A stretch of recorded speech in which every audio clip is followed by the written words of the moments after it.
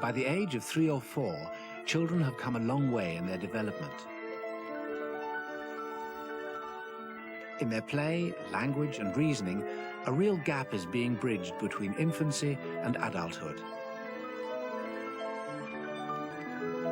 How did they get to this point?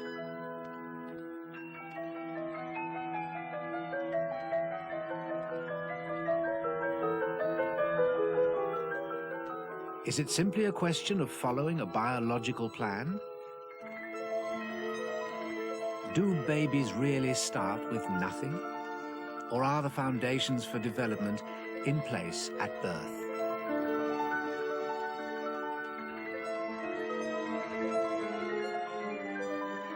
We're still a long way from solving the puzzle, but some of the pieces are beginning to fall into place.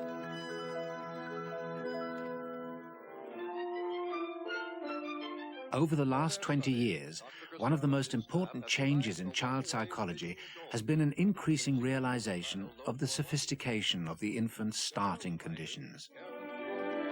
At this age, the normal child is barely beginning to coordinate his eyes and hands. He fixes his eyes on objects presented to him, but he makes no move to pick them up. For this simple action involves a more complex mental process than he is yet capable of. By the age of 1, it seems the infant has achieved a great deal. Happy birthday to you.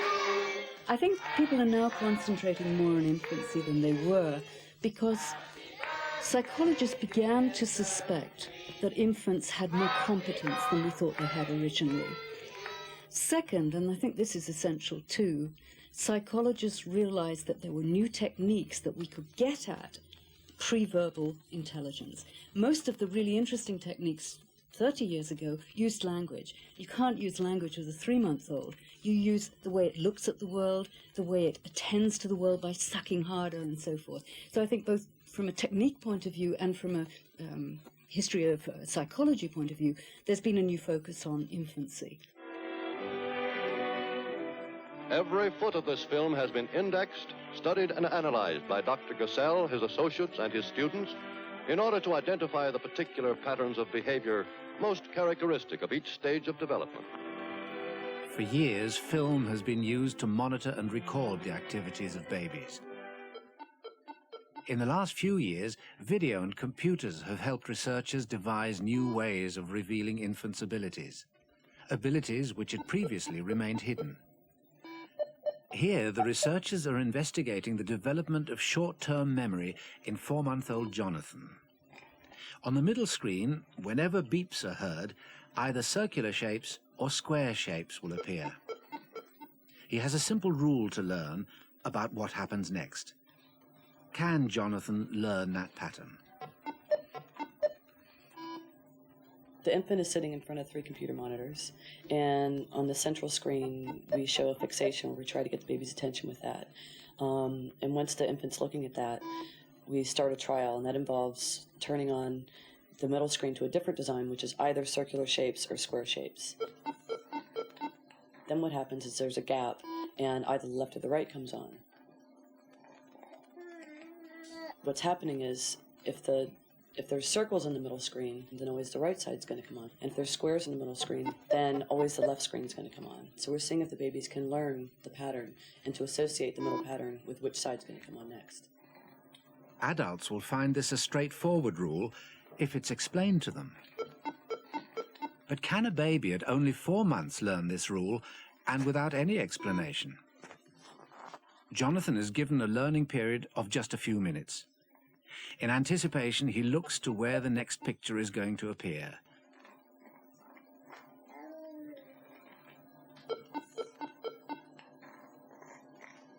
It seems he has learnt the rule. You can't ask a baby questions to find out what's going on, and just in the past few years, this computer equipment and video equipment has been able to be interfaced so that you can actually just show visual stimulus to babies and see where they're going to look and record their looking times to see eye movements, what they're going to do with different things that you're showing them. So the methods have changed a lot in the last few years to enable experimenters to be able to do this kind of work. Tests of the 4-week-old infant show that he has little physical control. His hands remain clenched, and he grasps objects only by reflex action. He has not yet achieved much coordination of head and eye movements. He can fix his eyes on a moving object, but he has not yet learned how to turn his head from the side position, which is natural at this age. His exploration of the world around him begins with his eyes. Later, it will continue with eyes and hands. At 4 months, the baby can turn his head from side to Once side. thought of as just simple reflexes, these examples of behavior are now being used to show us more about an infant's mental world. They can pinpoint quite specific abilities, like the infant's understanding or recognition of its caregiver. Oh, dear. A bit cute. So, Bron, would you like to turn Harriet round so she can see the screen? Thank you. An infant's suck on the dummy triggers the computer to play moving digital images. Some of the time, Harriet can produce her mother's image, at others, that of a stranger. It's Harriet who's controlling how often she sees them. Even in the first few weeks of life, infants will change their rate of sucking when their mother appears. This is an indication that at least some features of a mother are being recognized as different from those of strangers. Hello, baby. Hello, baby. Hello, baby. Hello, baby. Does the discovery of these early abilities undermine the importance of development and learning? No, not at all. On the contrary, these are the very sort of basic core foundations, but everything has to be built up from that. If you take objects, three-dimensional objects, babies are probably born with the ability to detect edges, to detect shapes and things like that. But they have to build up representations of a table, a chair, and so forth. No child is born with that. Those are our cultural objects that the baby has to learn about. What the baby is given by nature, we think, is some starting points, some predispositions that allow it to work out the initial things and then build on that. These triggers, or starting points, can be quite specific. This is just a set of random dots. And now the same dots, but organized. A few visual cues provide an immediate and striking experience.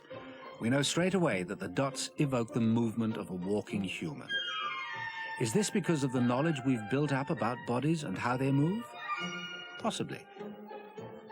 But young babies are also triggered by these images. Although they don't necessarily know it's a human walking, babies under 1 month can distinguish the walking figure from the random dots. They will regularly show a consistent preference for one moving pattern rather than another.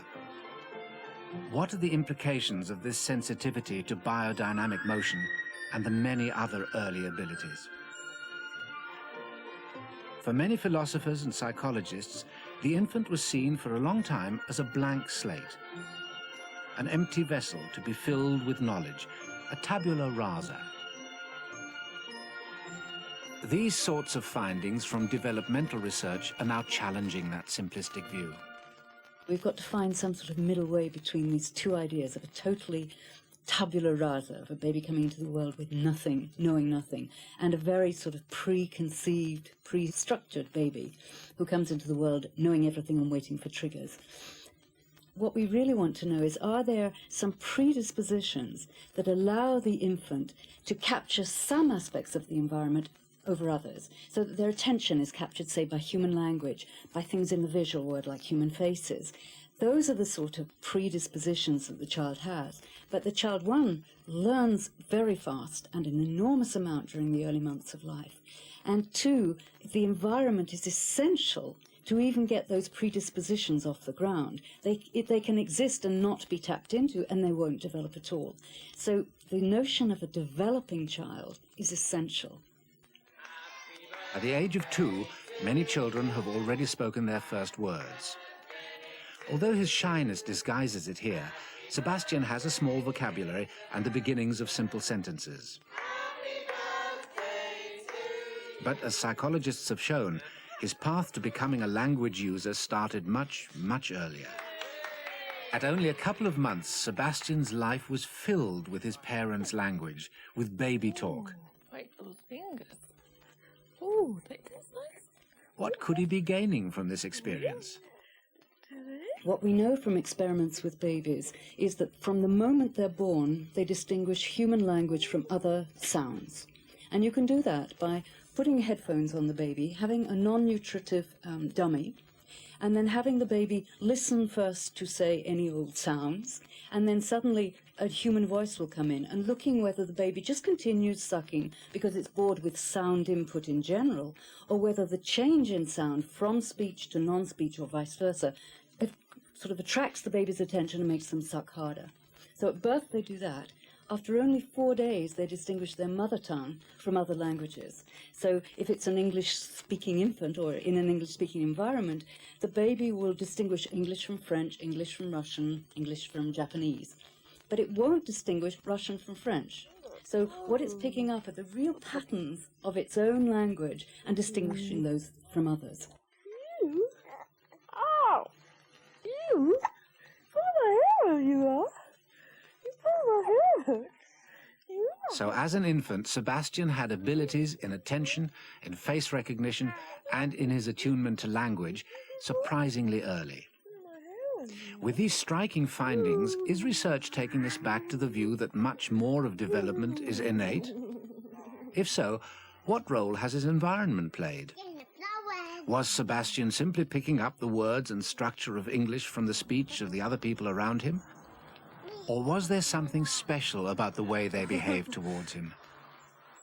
We used to think that language was really completely developed within the social environment.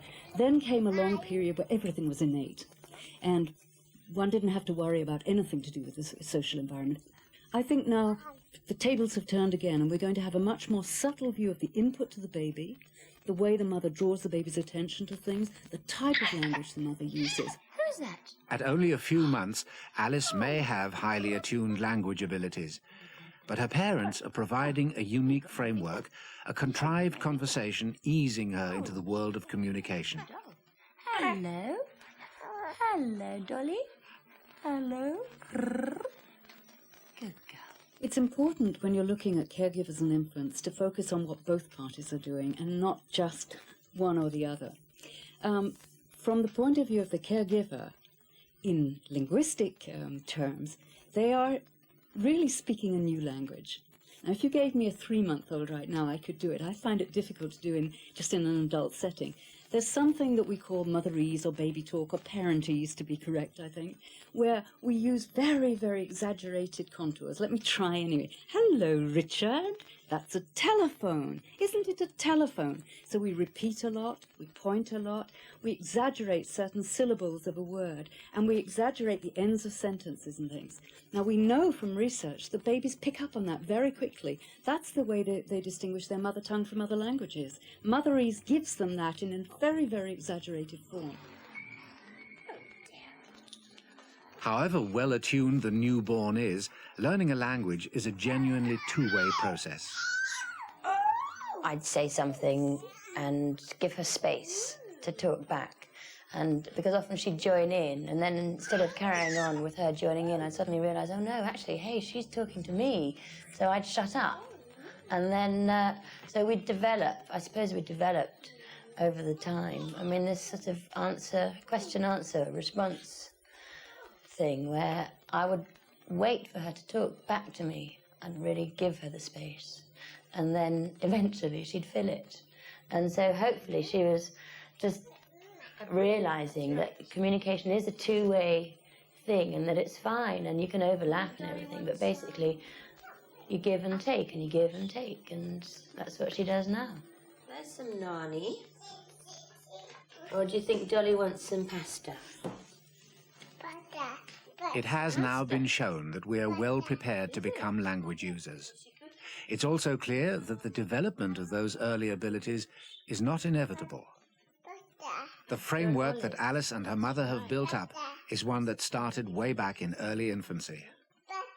Psychoanalyst Donald Winnicott used to say there's no such thing as a baby, by which he meant in order to understand early development, one has to think of baby in relation to mother and vice versa as a working system.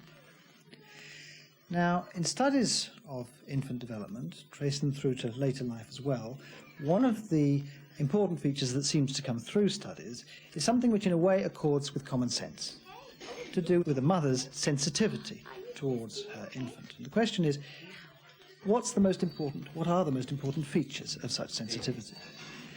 Now, one aspect of that is the degree to which a mother or father can attune to an infant's state at any given time. And they may be bringing out the infant's abilities, as when the infant is trying to do something, and the mother can link in and interpret the child's own intentions and help the infant in fulfilling those intentions, sometimes helping a child with anxiety that's difficult to manage, or calming the child when the child's distressed, and so on.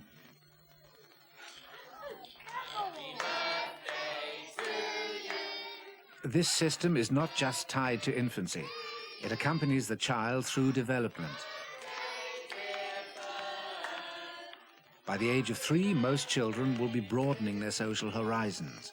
The parent-child system is being opened up. The child is building a much wider set of social relations.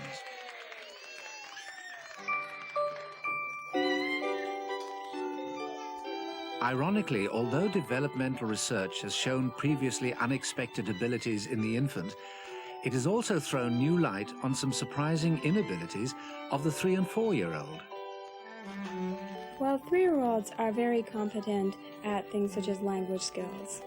And they also have quite a few social skills. They are beginning to interact in coordinated play with their peers.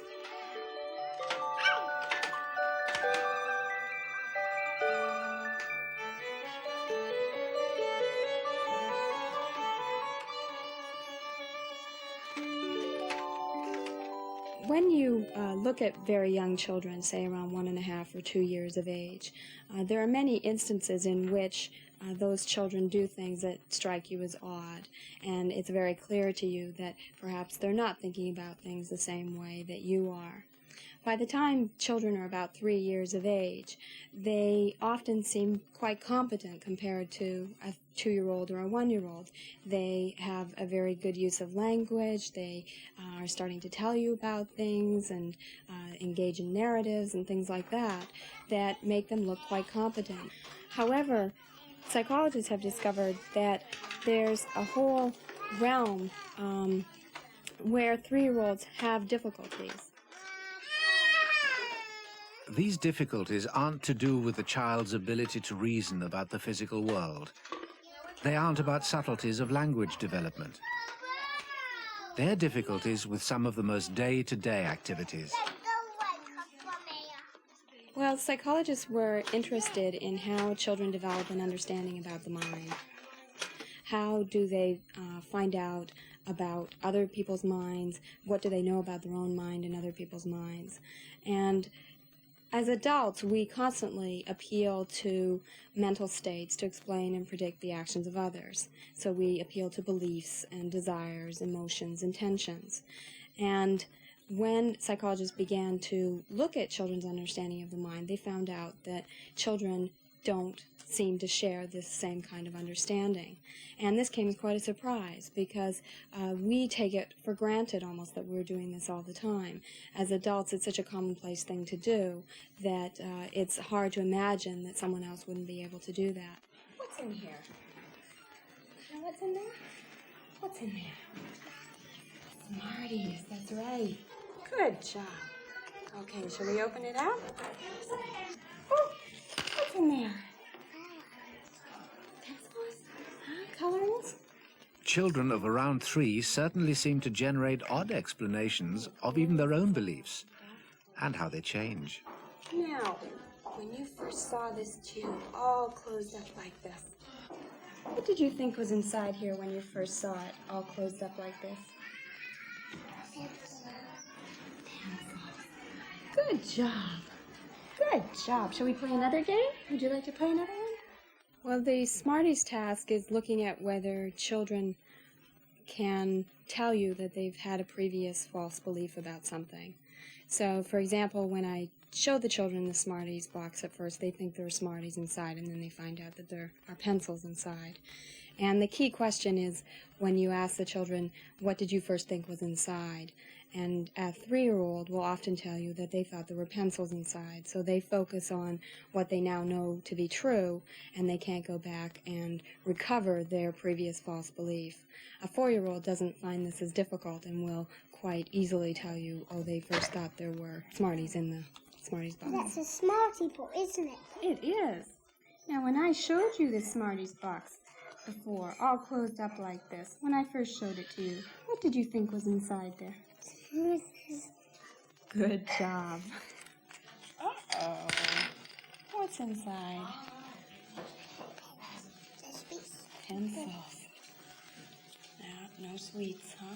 It may be the 3-year-old doesn't fully understand the question, but tests like this seem to point to a crucial deficit in the child's understanding of the social world. Now, when I first showed you this, all closed up like this, what did you think was inside?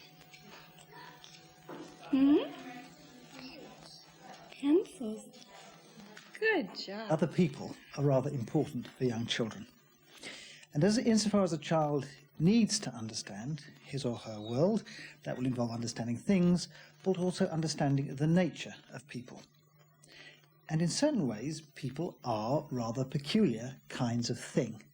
In particular, they have minds. And the content of those minds, we as adults think of in terms of other people's thoughts, wishes, intentions, beliefs, and so on. And a young child, in order to understand other people, including the way other people treat themselves, may relate in important ways to how far the child has got towards understanding minds. That's also going to enrich the child's experience of the world. Current developmental research is showing that the infant has a wide range of very early abilities. These abilities lay the foundations for subsequent development. However, for development to proceed, the child's relations with others will continue to be crucial. The child has to come to understand not just the physical world, but the human one. To understand other people, their emotions, thoughts, beliefs, and intentions, their minds. But ultimately, this process of understanding other minds is a two-way process, not least for the psychologist. If you want to study children, be they young infants or adolescents, you've got to try and get inside the mind of the child. You've got to try and see the world the way the child sees it, hear the world the way the child hears it. And if you hear a child's response, don't categorize it as right or wrong. Try and understand what it means for the child at that particular point of its development in this particular context. That's the only way you'll really understand.